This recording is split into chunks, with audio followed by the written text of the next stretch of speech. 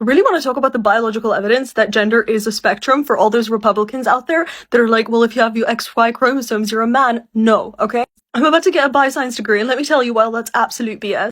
Okay, yes, typically women have XX chromosomes and biological men have XY chromosomes, but here's where it gets a little bit more complicated. The Y chromosome is tiny, and it's this little thing that actually developed from evolutionary the X chromosome. And while the X chromosome has lots of genes, the Y chromosome actually has one gene called SRY, or the sex-determining region of the Y chromosome, that determines the development of external male genitalia. And due to a very common process called gene recombination, this SRY gene can actually just be on the X chromosome, which means the thing that made you a biological man was actually your X chromosome, because it's this one gene. And for the first 2 months of development, this gene does nothing. You are absolutely sexually ambiguous. However, on the second month of development, now what this gene does is actually triggers the development of different types of external genitalia, or gonads, and those are the things that produce the hormones that we link to being either biologically male or biologically female. But here's the catch. Some people, in the presence of these hormones, still develop differently. For example, quite a common condition called congenital adrenal hypoplasia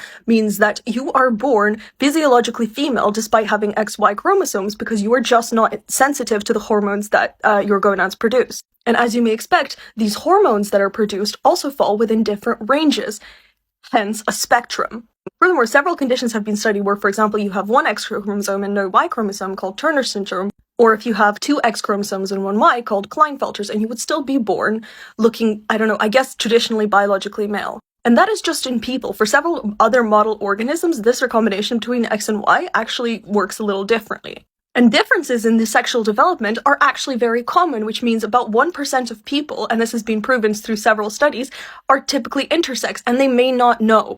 So if you're a Republican sitting there being like, I'm a biological man, let me screw over some women with my abortion laws, you might not be. You might be the 1% where something went developmentally wrong and you look like a man, but you never got genetically tested because you don't believe in science. So okay, even if we scrap the whole idea of gender being a social construct, but instead say, no, gender is definitely biological, well, the biology tells us that it's very varied, and it's a very non-binary process.